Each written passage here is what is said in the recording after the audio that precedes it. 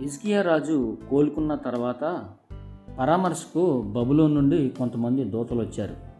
అయితే హిజ్కియా దేవుణ్ణి మహిమపరచడం మానేసి తన దాచుకున్న సంపద, ఆశీర్వాదం, ఐశ్వర్యం అంతా చూపించి కొంచెం అతి చేశాడు.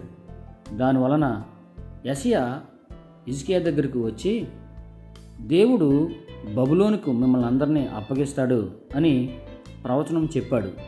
వాస్తవానికి యెషయా రాజు ముందు ఉన్నాడు, కానీ రాజుని సంతోషపెట్టడానికి కానీ లేని మాట చెప్పడానికి కానీ ఆయన తెగింపలేదు. నిజమైన దేవుని ప్రవక్త రాజు ఎదుట ఉన్నా, ఒంటరిగా ఉన్నా, జనసంద్రంలో ఉన్నా దేవుని మాటను చెప్పడానికే ఇష్టపడతాడు.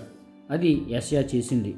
అప్పటికి హిజ్కియా రాజుగా ఉన్నప్పటికీ అప్పటి కాలంలో బబులోను సన్నిహితంగా ఉంది ఇజ్రాయెల్ దేశానికి. కానీ తర్వాతి కాలంలో అతడు బబులోను దండెత్తు వచ్చి ఇజ్రాయేల్ ప్రజలందరినీ కూడా తీసుకెళ్తాడనే ప్రవచనం ముందుగానే యెషయా హిజ్కియాను హెచ్చరించాడు.